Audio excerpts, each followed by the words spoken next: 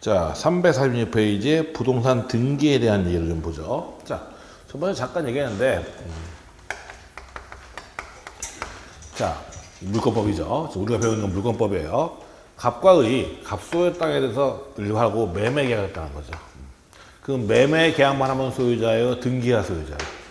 등기가 소유자죠. 그래서 법률 행위로 한 부동산 물권 변동은 물권행위 플러스 등기다라고 했어요. 그래서 계약만 하면 소유자가 되는 게 아니라 얘가 등기해야만 소유자가 된다는 거죠. 그러면 걔가 등기소를 넘겨야 되는데 얘가 등기를 안 해준다 이거예요. 한마디로 말해서. 그럼 을은 당연히 갑에게 등기해 주세요라고 요구할 수 있는 권리가 있죠. 그럼 우리는 등기 청구권이다라고 얘기해요. 즉 매수인이 매도인에 대해서 등기를 요구하는 권리를 등기 청구권이라고 얘기를 해요. 자, 그럼 을이 갑한테 등기를 청구하면 갑은 등기를 해줘야 되는데 일단 그러면 이 등기 청구권의 법적 성질은 물권적 청구권일까요? 채권 청구권일까요? 그렇죠. 을은 소유자예요, 아니에요? 을은 소유자예요, 아니에요? 아니죠. 물권자가 행사하는 권리는 물권 청구권이고 그렇지 않은 을은 아직 소유권이 없기 때문에 을이 갑한테 등기를 청구하는 것은 소유권에 계산한 게 아니기 때문에 이것은 채권적 청구권이다. 그래서 채권이기 때문에. 근데 문제는 채권은 몇 년? 10년에 소멸시 걸린다 했죠. 채권은 몇 년에 소멸시요? 10년에 소멸시요. 그럼 을은 몇 년 내? 10년 내에 권리를 행사해야지만 등기청구권을 소멸하지 않는다. 10년이 지나면 등기청구권 소멸시효가 완성된다라는 거예요. 한마디로 말해서. 채권이 10년이 소멸시효니까. 근데 을이 점유하고 있다는 거죠. 저번에 얘기했던 것 같은데 점유하고 있다. 이걸 미등기 매수인이라고 하는데 즉 사고 아직 등기는 안 했어요. 등기는 안 한 상태에서 점유를 하고 있다는 거예요. 한마디로 말해서. 그러면 을의 갑에 대한 등기청구권의 소멸시효가 진행되느냐 하는 문제가 발생하는데 이에 대해서 우리 판례는 뭐라고 하냐면 우리가 소멸시효제도의 입법 취지가 뭐라고 했냐면 권리 위에 잠자한 자는 보호하지 않는다. 권리가 있으면 권리를 행사해야 되는데 권리를 장기간 방치하면 보호할 필요가 없다는 게 소멸시효제도의 입법 취지다. 그러면 을의 갑에 대해서 등기를 청구한 채권인데 얘가 부동산을 등기는 아직 안 했어요. 등기는 안 하고 점유만 하고 있다 하더라도 권리 위에 잠자는 자는 아니라는 거죠. 따라서 얘가 점유하고 있으면 을의 갑에 대한 등기 청구가 소멸시효가 진행되지 않는다라는 게 우리 판례의 태도예요. 또 얘가 병한테 또 판다고 했죠. 팔고 또 점유해준다. 점유만 넘겼어요. 등기는 저기 있고 아직도. 등기 여기 있죠. 아직도. 그럼 소유자 누구예요? 갑이고 얘 마찬가지로 점유하고 있죠. 그럼 을의 갑에 대한 등기 청구권 채권이니까 10년의 소멸시효고 점유하고는 소멸시효가 진행되지 않는다고 했는데 팔아버리면 점유 넘어갔죠? 점유를 안 하잖아 이제는. 그럼 을의 갑에 대한 등기 청구권이 점유 안 하니까 소멸시효가 진행되느냐 하는 문제가 발생하는데 이에 대해서 우리 판례는 얘가 점유하고 있다는 것은 소극적으로 자신의 권리를 행사하는 것이고 팔았다는 것은 보다 더 적극적인 권리 행사다. 따라서 을의 갑에 대한 등기 청구권은 팔아도 마찬가지로 소멸시효가 진행되지 않는다라는 게 우리 판례다. 그게 시험에 잘 나와요. 346페이지 보세요. 거기 보면 부동산 등기에서 가로 2번의 성질을 보면 동그라미 1번 법률 행위에 의한 등기 청구권은 채권적 청구권으로 보는 것이 판례 통설이다. 따라서 등기 청구권은 몇 년? 10년. 이거 시험에 잘 나오는 거예요. 10년에 소멸시효가 걸린다. 다만 매수인이 매매 목적을 인도받아 점유하는 경우에는 등기청구권은 소멸시효가 진행되지 않는다고 보며 보다 적극적인 권리 행사로 부동산을 매매하여 점유를 이전해준 경우에도 등기청구권의 소멸시효는 진행되지 않는다는 것이 판례의 입장에 나와 있죠. 그거 시험에 잘 나오는 거예요. 보시면 되고. 그 다음에 여러분들 이제 이 두 가지 얘기를 기억하면 좋은데 우리 대법원 얘기해요. 대법원 판례에 보면 우리 대법원은 등기에서 두 가지를 얘기해요. 뭐라고 하냐면 등기는 물권 변동의 효력 발생 요건이지.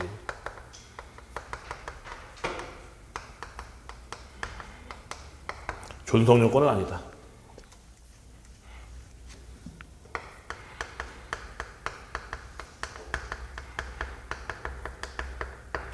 등기는 과정은 묻지도 따지지도 않냐고 중간에 과정 다 필요 없고 그냥 무조건 현재 권리 관계와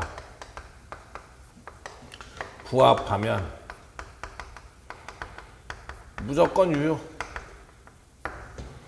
그래서 우리 판례가 등기에 대해 얘기하기에 딱 크게 두 개가 있어요. 등기는 첫 번째는 물권 변동의 효력 발생 요건이지 존속 요건은 아니다. 첫 번째 얘기. 두 번째는 등기는 과정은 묻지도 따지지 않고 중간 필요 없고 무조건 현재 권리관계와 부합하면 무조건 유효하다. 이게 우리 판례에 의한 등기에 대한 얘기인데 뭔 얘기냐면 보세요. 첫 번째 얘기부터 보죠. 갑과 을이 갑소유 땅에서 매매 계약했어요. 알았어요? 그럼 매매 계약해야만 소유자예요? 등기야 소유자예요? 등기야 소유자죠? 그럼 을이 등기하는 순간 갑에서 누구로? 을로 소유자가 바뀌죠? 물권이 변동된다.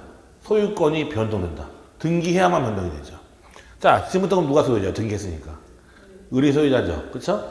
근데 병이라는 애가 서류를 위조해서 지명으로 등기했어요. 지금 을이 소유자죠, 원래? 근데 을이 소유자인데 병이라는 놈이 서류 위조해서 지명으로 등기했어요. 그럼 을은 소유권을 잃을까요? 안 잃을까요? 그럼 누가 소유자야? 자, 갑소유 땅을 을이 샀죠? 을이 등기했죠? 을은 소유자 됐죠? 근데 병이 서류 위조해서 지명으로 등기했죠? 그럼 소유자 누구예요? 을 등기했잖아. 을이 등기 넘어갔잖아. 넘어갔고 서류 위조 등기했죠? 누가 소유자야? 을. 을이 소유자예요. 서류 위조했다고 얘 소유자 되는 거 아니죠? 소유자가 바뀌려면 물권을 옆에서 뭐 했어야 돼? 등기. 물권이 없잖아. 서류 위조했다고 등기했다고 해서 소유자 아니라는 거예요. 즉 등기해야만 소유자가 되지만 등기가 등기가 계속될 필요는 없다는 거예요. 존속요건 아니다. 등기가 계속될 필요는 없다. 등기가 불법 말소된다 해서 소유권을 잃는 것은 아니다라는 거예요. 한마디로 해서. 그게 첫 번째 있는 얘기예요. 두 번째 얘기는 뭐냐면 똑같은 건데, 자, 얘는 일단 소유자예요, 아니에요? 서류 위조해서 등기했죠?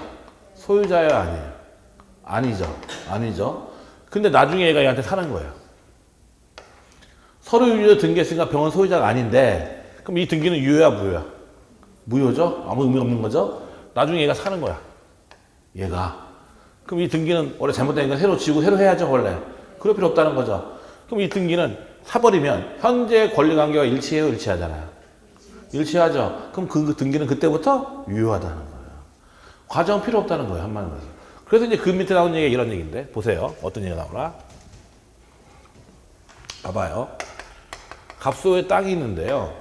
등기되어 있죠. 을이 서류 위조해서 지명으로 등기해요. 갑소에 땅이 있는데 을이 서류 위조해서 지명으로 등기했어요. 누가 소유자예요? 갑이죠. 그런 다음에 얘가 병한테 팔아요. 그리고 한 100명쯤 넘어가요. 마지막에 점까지 갔어요. 이렇게 해서. 누가 소유자예요? 갑이 소유자죠. 을부터 점까지의 등기 명의는 다 무효죠. 그쵸? 무효예요. 그럼 지금 현재 등기 정령이 돼 있고 등기가 있고. 그러면 갑은 어떻게 되냐면 이거 다 뭐예요? 무효인 등기죠? 다 등기 말소해야 돼 말아야 돼? 다 없애야 돼 말아야 돼? 다 없애야죠. 다 없애야지 이거. 간 게 아니잖아 다. 그러니까 다 없애야죠. 근데 다 없애기 시작하는데 하나 남으면 돼요, 안 돼요? 하나 또 남으면 병명이 남아있을 거 아니야, 한마디로 해서. 안 된다는 거예요. 그 원고는 갑이고요. 피고는 몇 명이야? 103명이에요. 이 등기 전부 없애야 되기 때문에 나는 원고고 나머지 103명은 전부 다 피고가 돼버리는 거예요, 한마디로 해서. 그럼 소송할 때 원고 나오세요, 나오냐 나오고 피고 나갈 때 103명 나오는 거죠, 한마디로 해서. 그래서 이거 다 없애야 되니까. 하나도 남기면 안 되니까. 이렇게 해버리는 거예요. 복잡해요, 안 복잡해요? 복잡하죠. 그래서 나오는 게 뭐냐면 진정 명의 회복을 위한 소유권 이전이 있는 거예요. 즉 이 경우에 갑은 원래 을부터 전까지의 등기를 다 말소시켜야 되는데 그렇지 않고 마지막 놈 정을 상대로 진정 명의 회복. 진정한 명의가 누구 거예요? 진정 명의는 갑이죠. 진정 명의 회복을 위한 소유권 이전 등기. 즉 얘를 상대로 갑으로 등기 넘겨라 라고 청구한다는 거예요. 한마디로 해서. 그래서 정에서 갑으로 등기가 넘어오면 이건 다 무효죠. 무효지만 이거 실체관계가 부합하잖아. 지금 누가 소유자야? 갑. 근데 정에 등기로 돼 있잖아요 지금. 그러면 얘를 상대로 소송제기가 등기명 이전 청구해서 갑명으로 등기가 넘어오면 실체관계가 부합해요? 부합하잖아. 부합하지. 그건 가능하다. 유효하다 이거. 그래서 이거 가능하다는 거예요. 그러면 이건 진정 명예회복을 위한 소유권 이전 등기 청구. 이 청구권은 물권도 청구권일까요? 채권도 청구권일까요? 그렇지. 갑은 뭐예요? 소유자잖아. 소유권에 대해서 좀 달라고 하는 거죠. 따라서 이건 물권 청구권이에요. 그래서 여기 보면 가로 한 번에 진정 명회복을 위한 소유권 연기 저것이 바로 그 얘기예요. 한마디로 해서 보시면 되고 그 다음 옆에 보면 1부동산 1기록지원 진행하는데 그건 뭐 여러분이 지금 볼 건 없고 네, 뒤에 넘어가서 348페이지에 중간생활 등기 보자고요.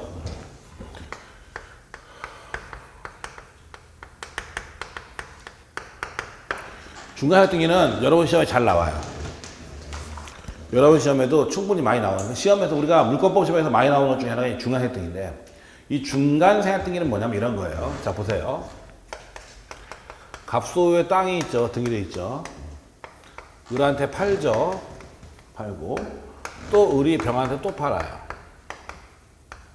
갑이 을한테 팔고 을이 또 병한테 팔았죠. 그럼 등기는 어떻게 되냐면 갑에서 을로 을에서 병으로 순차적으로 가야죠. 그쵸? 근데 갑에서 병으로 다이렉트 넘겨버리는 거예요. 등기를. 을은 쏙 빠지고 갑에서 병으로 다이렉트로 등기를 넘겨버리는 거죠. 그럼 을은 쑥 빠지는 거죠. 그래서 을이 빠졌다 해서 중간 생략 등기다라고 얘기를 해요. 이 중간 생략 등기는 현재 우리나라에서 굉장히 많이 이루어지는 것 중에 하나예요. 미등기 전매죠. 한마디로 해서. 많이 이루어지는데 왜 이러냐? 왜? 왜일까? 그렇죠. 세금. 을명으로 등기하는 순간 취득세 내야죠. 그다음 양도하면 양도세 내야지. 그러니까 세금을 탈세하고 탈세 목적과 부동산 투기의 목적으로 많이 이루어지는 게 바로 중간생략 등기예요. 한마디로 해서.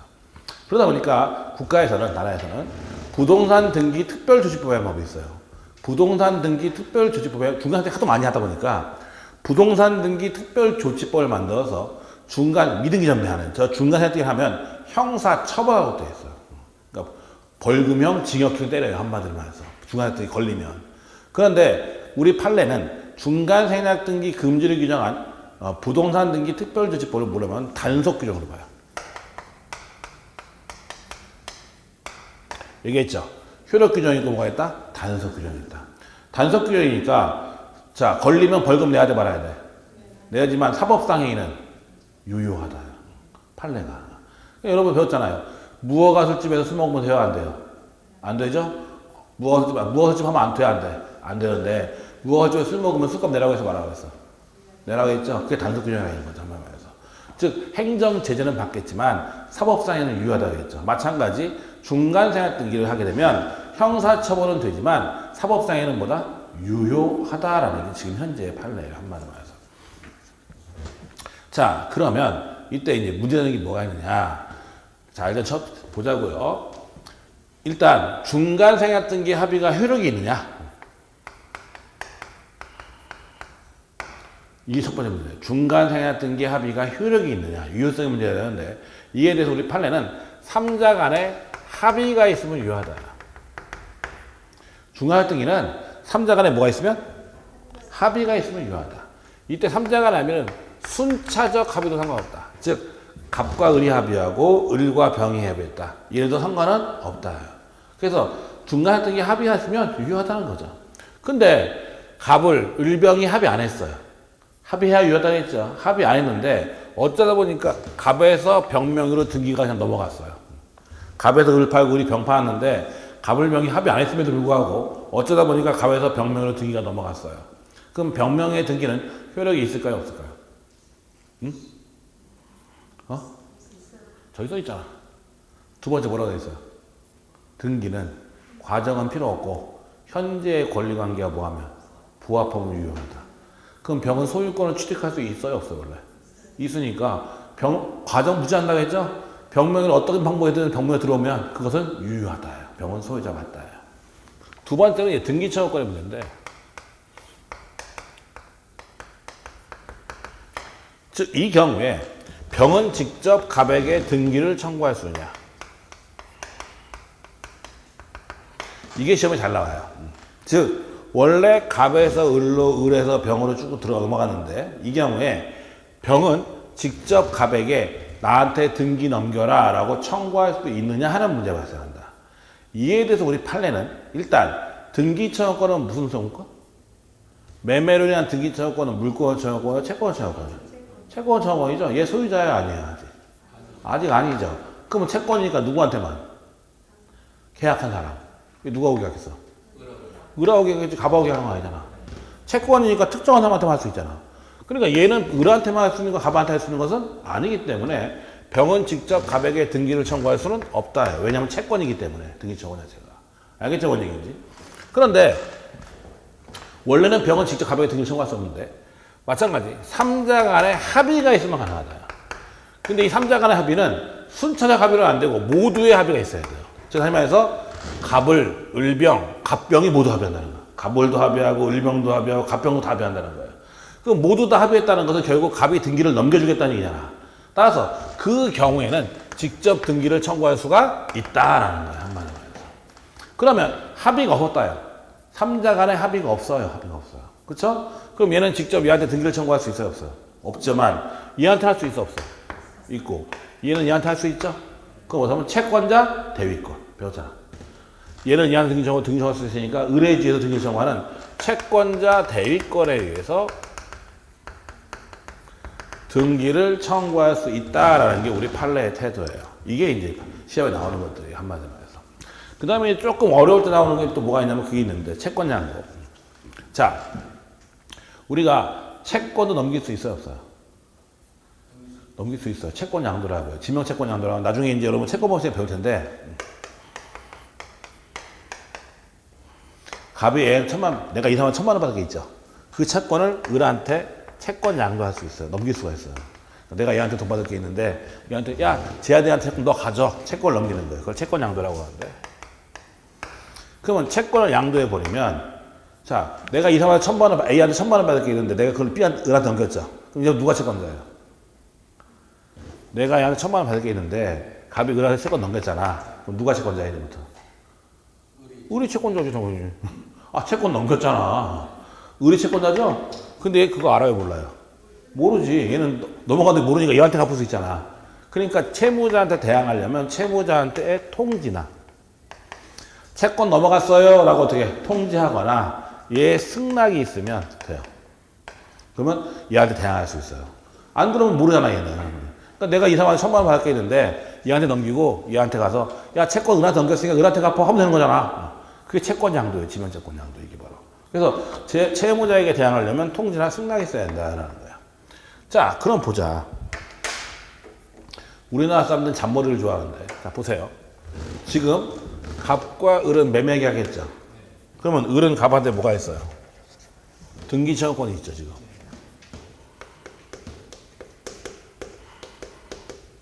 있잖아. 그럼 이 등기청은 물권이라 해서 채권이라 했어요. 채권이죠. 채권이니까 채권 양도할 수 있어 없어? 있잖아. 그러니까 을하고 병하고 이 매매 계약하고 부동산 매매 계약하고 등기청구권을 채권 양도해 버리는 거예요. 어? 채권 양도하고 채무자한테 더 담는다 했어. 통지나 승낙하면 된다 했잖아. 채무자한테 더 담으면 돼. 통지하면 되는 거지. 그럼 이제부터 누가 채권자야? 병. 그럼 직접 등기를 청구할 수 있다가 돼버리지.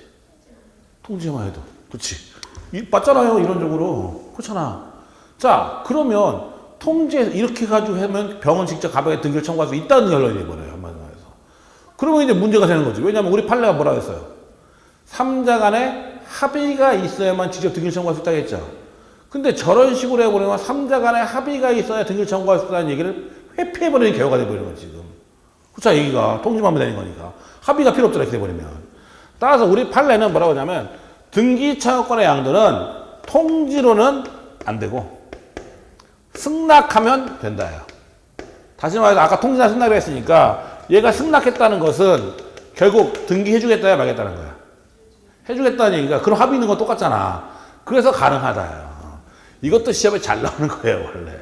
근데 생각해보면 그렇잖아요. 등기청구권 채권양도 방식에 잔머리 쓰는 거지. 채권양도는 통지해버리면 직접 등기할 수 있어버리면 이 얘기를 회피하는 결과가 돼버리는 거예요.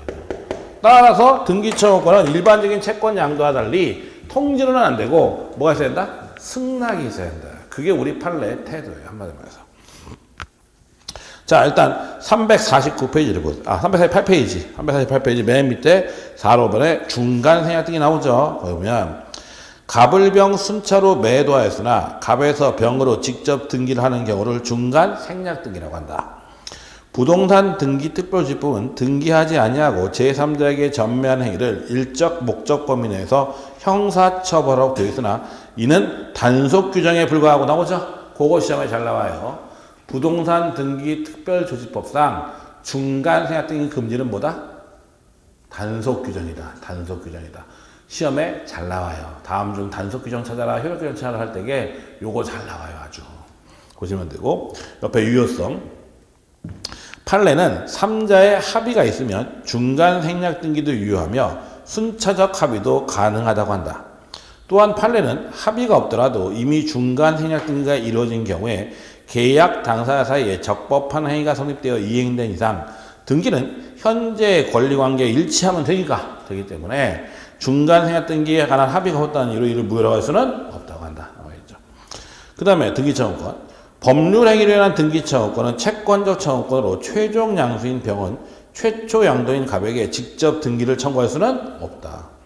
그러나 판례는 관계 당사자 전원의 합의가 있으면 병이 갑에게 직접 등기를 청구할 수 있다.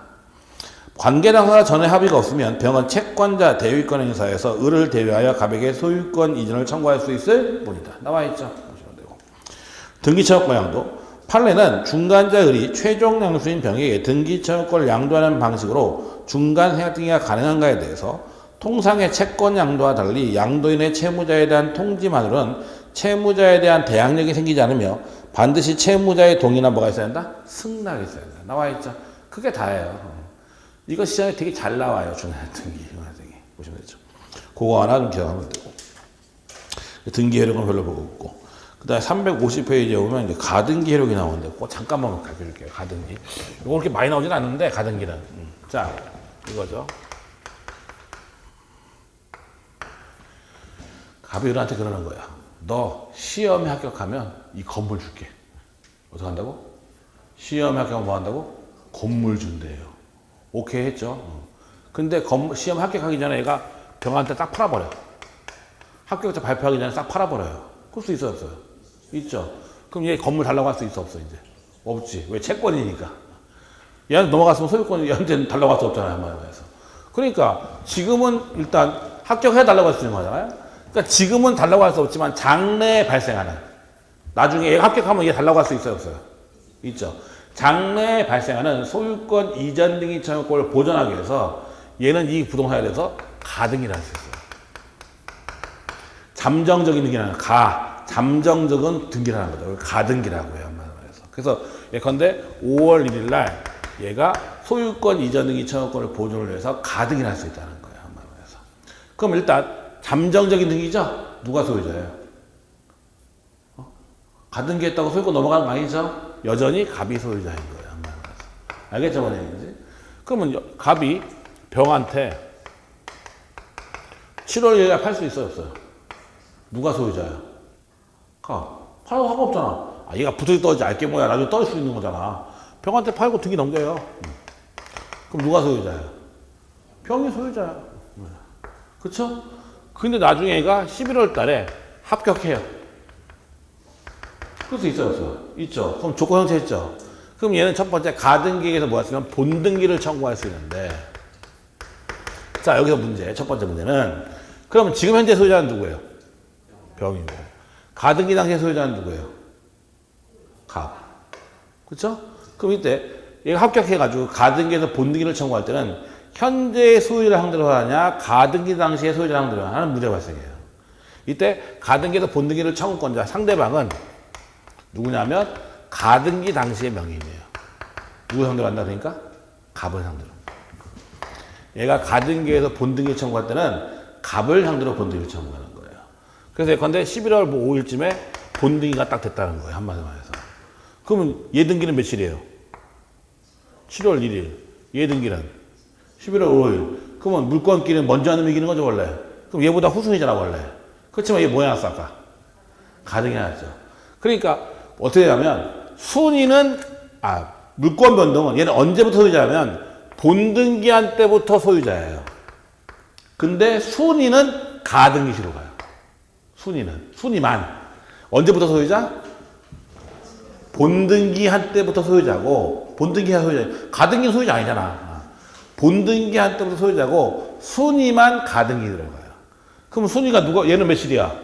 5월 1일 얘는 며칠이야? 7월 1일 얘가 우선이잖아. 그러면 등기소에서 등기관이 이거 직권 말소예요. 소유권 얘 잃어요. 한마디로 해서 끝 이렇게 돼버려요. 얘가 소유자 돼버려요. 이게 가등기예요. 그러니까 여러분들이 보면은 가등기된 물건 사면 돼? 안 돼? 안 돼요. 가등기된 물건 샀다가 내가 소유권 취득했지만 가등기가 나중에 본등기해 보이죠? 그럼 걔가 우선이에요. 나는 소유권 날라가 버려요. 한마디로 해서. 알겠죠? 만약에. 그래서 여기서 주의하기 딱 두 개예요. 가등기에서 본등기를 할 때 누굴 상대로 하면 가등기 당시의 소유자예요. 나하고 계약한 사람한테 하는 거예요. 지금 현재 소유자한테 하는 게 아니에요. 그 다음에 가등기에서 본등기를 하면 언제부터 소유자? 언제부터 소유자? 본등기한 때 소유자예요. 가등기 때 소유자 아니에요. 본등기한 때부터 소유자고 순위만 가등기시에요. 순위만. 그래서 350페이지에 보면 가등기 효력. 가등기란 장래에 발생하는 권리의 순위를 보존하기 위하여 잠정적으로 등기를 의미한다. 본등기의 청구는 가등기 당시의 명인을 상대로 한다. 나와 있죠? 가등기에게서 본등기가 행해지면 물권 변동은 본등기 시지만 순위는 가등기 시에 의하며 이에 저촉되는 후순위 등기는 전부 다 어떻게 한다? 직권 말소한다. 그래서 등기관이 말소해버려요. 나 소유권 잃어버리는 거예요. 한마디로 말해서. 그게 가등기예요. 보시면 되고. 그 다음 옆에 동산 물권의 변동이 나오는데, 자, 그러면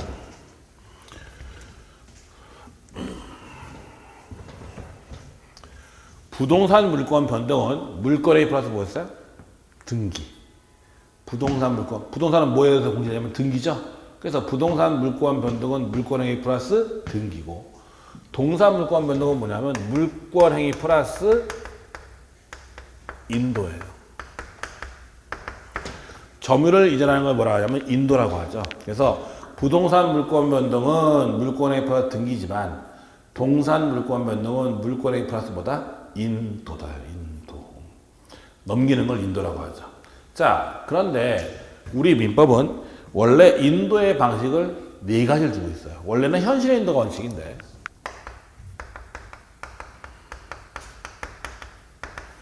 현실의 인도가 원칙인데 이거 말고도 간편한 방법을 써. 간이 인도, 점유 개정, 목적물 반환적 구량도.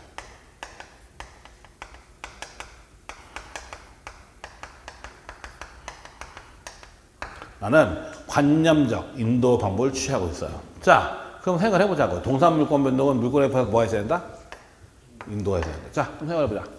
내가 노트북 사러 갔어요. 노트북. 아저씨 얼마예요? 했더만 100만 원이요 하는 거예요. 오케이 했어요. 계약은 성립했어요? 안 했어요? 했죠. 그럼 노트북 내 거예요? 노트북을 내가 잡아야 될 거예요? 잡아야 될 거예요. 아저씨가 노트북을 나 넘겨줘야지. 넘겨주는 건 뭐라 그래요? 인도. 현실적으로 아저씨가 나한테 줘서 내가 노트북을 소지하는 순간 그때부터 누구게 되는 거예요? 내게 되는 거예요. 넘겨주기 전에는 아저씨 거잖아요. 그렇죠? 그러니까 동산 물권 변동은 물권에 플러스 뭐가 있어야 된다? 인도. 여러분이 책 샀어요. 책 샀죠? 책값 냈어. 그럼 책 내 게 아니죠? 내가 여러분한테 책을 줘야 여러분 거죠. 한마디로 해서. 그래서 원칙은 동산 물권 변동은 현실의 인도가 원칙이에요. 근데 우리 민법은 관념적 방법으로서 간인도, 점유 개정, 목적을 반환한다는 다른 방법도 있는데 요거는 개념만 알고 있으면 간단해요. 자, 보세요. 어떻게 나오나? 그거예요. 자, 갑소유의 노트북을 을이 임차인이에요. 빌려 쓰고 있는 거죠? 빌려 쓰고 있어요. 임대차계약. 먼저 임대차계약 먼저 해요. 근데 을이 쓰다 보니까 참 이 노트북이 마음에 들어요. 사고 싶어? 살 수 있어요? 없어요? 살 수 있지. 그렇죠? 살 수 있죠? 그럼 어떻게 해요? 이제 사는 거지. 그럼 임대차 끝났어? 안 끝났어? 이제? 처음에 임대차 했잖아요. 그러니까 얘가 점유하고 있다가 나중에 샀잖아 얘가. 그 임대차는 끝났어? 안 끝났어? 끝났으니까 돌려줘야 돼 말아야 돼 원래? 임대차 끝났으면 돌려줘야 돼 말아야 돼? 돌려줘야지 원래. 돌려줬다가 샀으니까 다시 뭐야? 가져와야지. 뭐 왔다 갔다 복잡하게 그래. 그렇잖아요. 점유하고 있는 상태에서 인도된 걸 봐주는 거. 양수, 법에 보면 이제 법에 양도인, 양수인이라고 되어 있는데, 양도인, 넘긴 사람, 양수인, 받을 사람, 양수인이 계속 점유 형태에서 인도된 걸 봐주는 거. 그럼 우리가 하면 간이인도라고 이걸 간이인도. 간이인도라고 하는 거죠. 쉽게 말해서 똑같은 얘기죠. 우리 집, 나 전세 살아요. 여러분 전세 사는 거 임대차죠, 사실은. 나 전세 살아요. 근데 살다가 내가 그 집 살 수 있어요, 없어요? 있죠. 그럼 그 집도 인도 받아야겠죠? 그럼 나는 원래 집 뺐다가 다시 들어가는 거죠, 한 말에 말해서. 뭘 그래, 살면서 그냥 하는 거죠, 한 말. 그게 뭐냐면 간이인도예요, 간이인도. 점유 계정은 반대예요. 보세요. 점유 계정 어떻게 하냐면 갑수의 노트북이 있죠. 근데 갑이 을한테 팔아요. 팔아 일단. 여긴 임대차 먼저 했죠. 팔고 나서 다시 임대하는 거예요. 쉽게 말해서 내가 우리 집 팔고 우리 집 전세하는 거죠, 한마디로 말해서. 우리 집 팔고 전세할 수 있어, 없어? 있잖아요. 그렇게 하는 거예요. 내가 집 팔고 내가 전세하는 거야, 한마디로 말해서. 그럼 원래 집 팔았으니까 짐 빼야 돼, 말아야 돼? 뺐다가 다시 임대했으니까 짐 다시 들어와야죠, 한마디로 말해서. 뭘 복잡하게 그래. 계속 살고 있으면서 그냥 인도대로 부르는 거지, 한마디로 말해서. 이걸 뭐냐면 점유 계정이라고 하는 거예요. 이게 간인도. 알겠어요? 뭔 얘기인지? 근데 이제 이거 물을 때게 법조문대로 물어보니까 이렇게 해요. 자, 보세요. 양수인이 점유하고 있는 상태에서 인도된 걸로 봐주는 건 뭐예요? 간이인도예요. 양도인이 계속 점유하면서 당사자의 의사표시가 넘어가는 것은 뭐냐면 점유 계정이에요. 그 법조문 물어보거든. 그 다음에 목적을 맞춰가는 도 이건 이거예요. 보세요.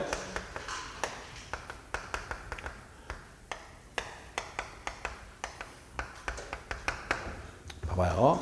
갑소의 노트북에 대해서 을이 임차인이에요. 근데 을이 사면 뭐가 돼요?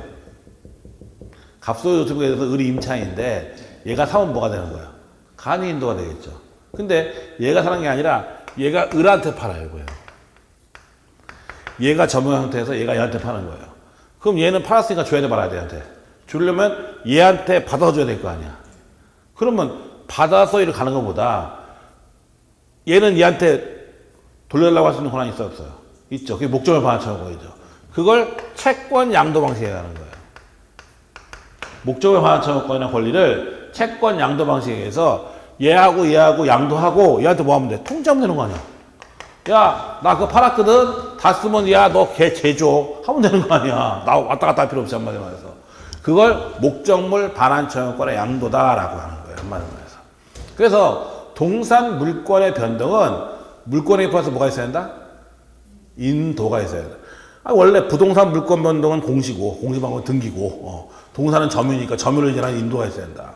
근데 인도의 방법은 현실의 인도, 간이인도, 점유계정, 목적을 반환처 양도는 4가지 방법이 있다는 거예요. 한마디로 말해서. 자, 거기 보면 351페이지 보세요. 거기 보면 인도의 종류 88, 박스 있죠. 법조문. 거기 보면 법조문 나오는데 188조 1항. 동산에 관한 물권의 양도는 그 동산을 인도하여야 효력이 생긴다. 2항. 양수인이 이미 동산을 점유한 때는 누가? 양수인이 이미 점유한 때는 당사자의 의사표시만으로 그 효력이 생기는 게 뭐예요? 간이인도. 그렇죠. 그 다음에 189조. 동산에 관한 물권을 양도하는 경우에 당사자의 계약으로 양도인이 그 동산의 점유를 계속하는 때 양수인이 인도받은 것을 보는 걸 뭐라 그래요? 점유 계정이라고 그래요. 나오죠? 그럼 거기 보면 동산에 누가 점유해? 양도인이 점유해. 그래서 시험 낼 때 어떻게 하냐면요. 이렇게 내요. 동산에 관한 물권을 양도하는 경우에 당사자의 계약으로 양도인이 그 동산의 점유를 계속하는 때 양수인이 인도받은 것으로 보는 것을 간이인도라고 한다. 이렇게 되는 거죠. 그건 간이인도가 아니라 뭐예요? 점유계정이죠. 그러니까 양수인이 계속 점유하면서 인도되는 것은 뭐냐면 간이인도고, 양도인이 팔았으면서도 계속 점유한 건 뭐예요? 점유계정이에요. 그 개념만 알고 있으면 다 맞출 수 있어요. 한마디로 해서. 그다음 190조 목적물 반환처 양도. 제3자가 점유하고 있는 동산에 관한 물권을 양도하는 경우에는 양도인이 그 제3자에 대한 반환청구권을 양수인에게 양도함으로써 동산을 인도한 것으로 본다. 나와 있죠? 그걸 뭐라 한다? 목적물 반환청구 양도라고 하죠. 보시면 되고, 그 다음에 뒤로 넘어가서 350페이지에 오면 무권료부 취득에서 선의 취득이 나와서 249조 법조문이 나오는데 그 법조문 249조 한번 보내는 거죠. 평온 공연하게 동산을 양수한 자가 선이며 과실 없이 그 동산을 점유한 경우에는 양도인이 정당한 소유자가 아닌 때에도 즉시 그 동산의 소유권을 취득한다라고 되어 있죠. 이것이 민법 249조 1항에 있는 선유취득이라는 건데,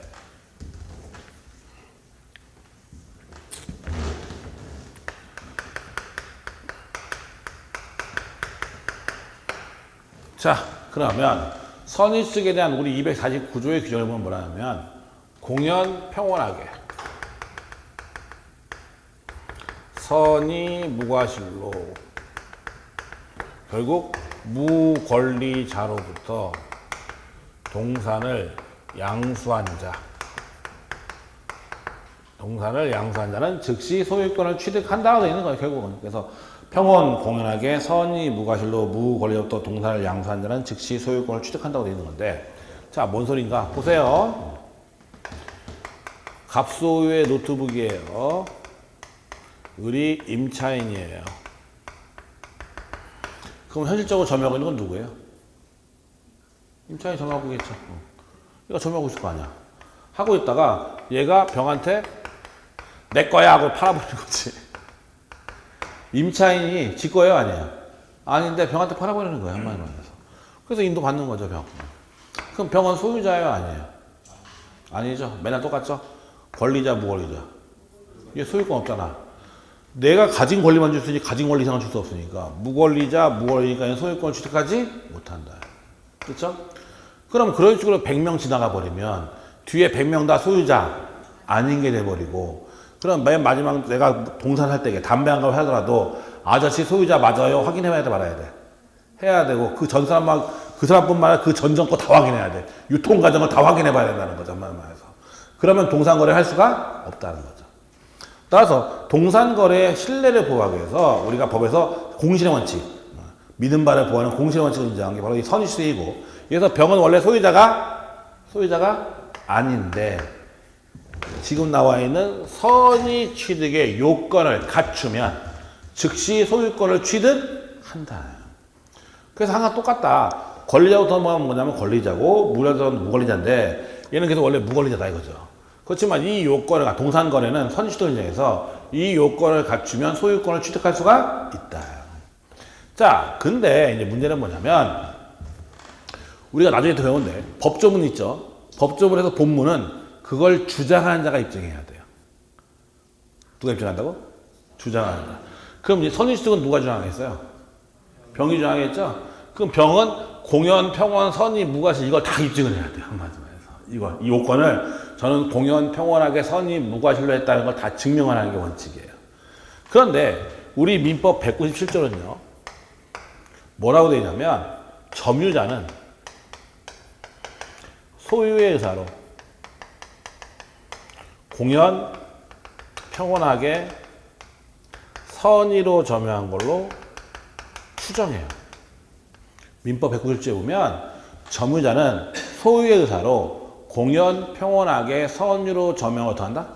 추정한다. 추정한다는 건 입증할 필요 없다는 얘기죠. 그럼 얘는 점유자야, 아니야? 점유자니까 소유자로 공연, 평온, 선유로 점유가 어떻게 돼요? 추정이 돼요. 지금 공연, 평온, 선유는 이 규정에 의해서 추정이 돼요. 따라서 병은 저 공연, 평온, 선유로 점유했다는 건 입증할 필요가 없어요. 근데 무과실은 없잖아, 저게. 무과실 추정되는 게 없죠. 무과실은 추정되지 않는다.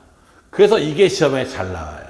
즉, 선유취득을 주장하는 병은 무과실은 어떻게 해라? 입증해야 된다. 지가 입증해야 된다. 공연, 평온, 선유는 입증할 필요 없는데 무과실은 입증해야 된다는 게 옛날부터 시험에 많이 나오던 거였어요. 요즘엔 잘 안 나오긴 하는데 옛날부터 전통적으로 많이 나오는 문제였어요. 한마디로 말해서. 그 다음에 무권리로부터 뭐를 여기? 뭐? 요것도 잘 나와요. 뭐? 동산. 뭐? 동산. 따라서 부동산은 선유취득할 수 없어요. 동산을 양수한 자이기 때문에 부동산은 선유취득 대상이 될 수 없다. 또한 준부동산. 준 부동산이 뭐냐면 동산인데 법적인 취급은 부동산으로 되는 거죠. 한마디로 해서 선박, 자동차, 항공기. 자동차는 동산이야 부동산이야? 원래 동산인데 등록에 의해서 좌우되죠. 따라서 자동차도 이제 준 부동산 등기한 건 똑같으니까 그 자동차 등록 원본을 받으니까 부동산 똑같다 해서 준 부동산이라고 하는데 걔도 취득시효할 수 없어요. 선취득이 안 돼요. 그 다음에 또 뭐가 안 되냐면 금제품. 안 돼요.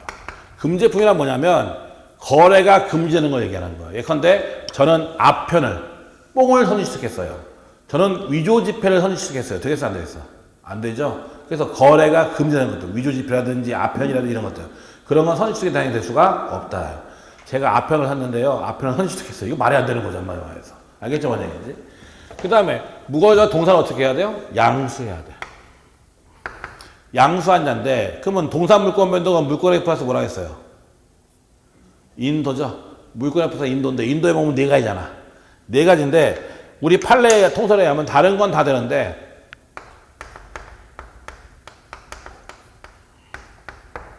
점유 개정에 의한 선취득은 인정되지 않는다는 게 판례예요. 통설이에요.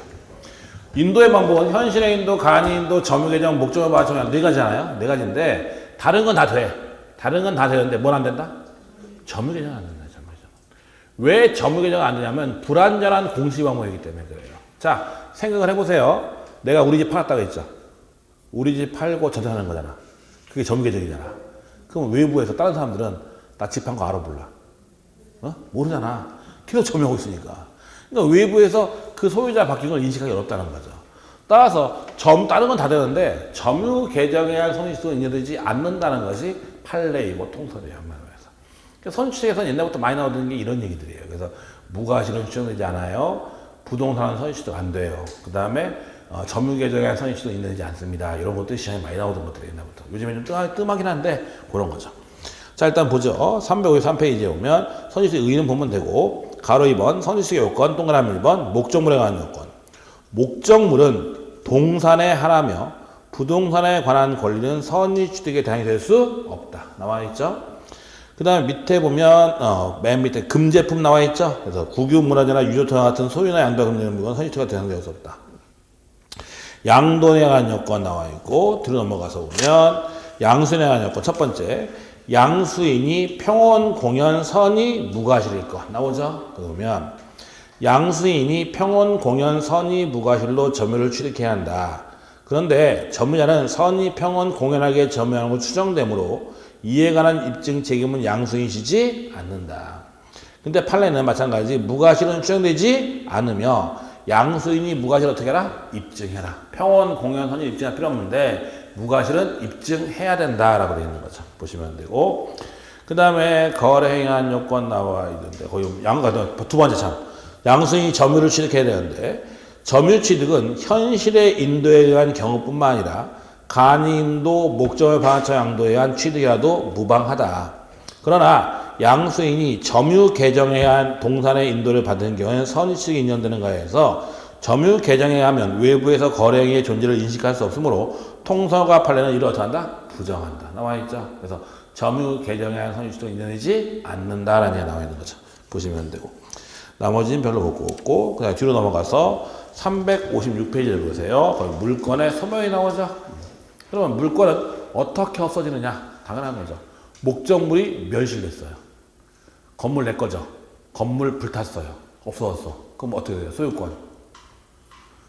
건물 불타버렸죠? 소유권 없어지죠? 목적물이 멸실되면 물권은 소멸한다는 거죠. 그 다음에 물건의 소멸시효가 나오는데 자 저번에 얘기했잖아요. 소멸시효 얘기. 채권은 몇 년? 10년. 소유권, 채권 및 소유권 이외의 재산권은 몇 년? 20년의 소멸시효에 걸리는데 결국 20년의 소멸시효에 걸리는 거거든 용익물권밖에 없다고 했죠.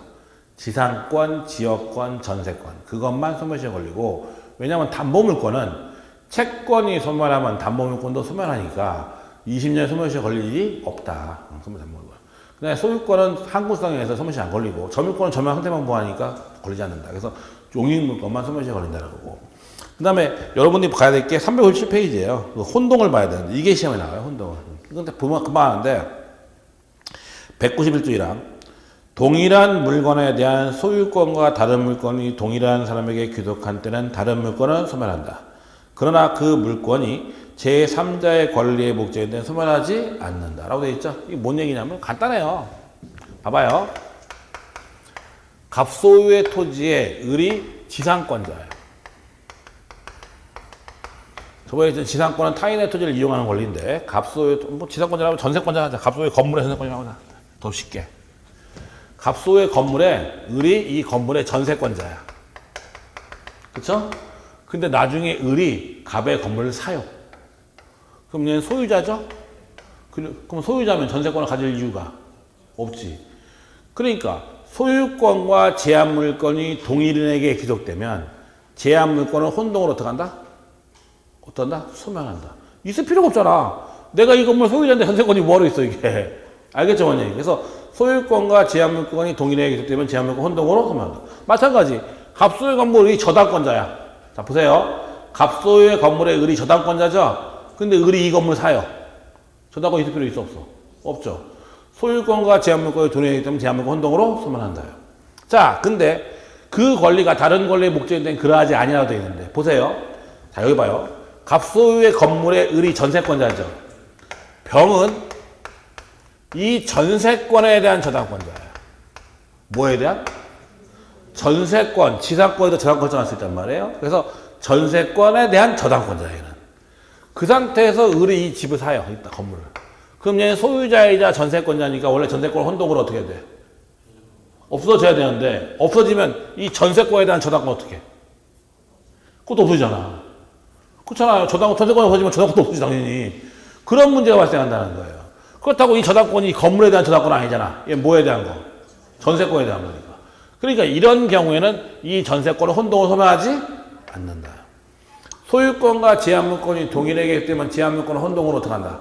소멸하는데 그것이 다른 권리의 목적일 때는 그러하지 아니하다. 그 얘기예요. 한마디로 말해서. 알겠죠? 뭔 얘기인지. 요거 간단한 거예요. 일단 요거 하나만 좀 알면 되겠죠. 나머지는 별로 볼 거 없고 그 정도 보시면 되고 그 다음에 잠깐 쉬었다가 소유권에 대한 점유권에 대한 얘기를 좀 보도록 하죠.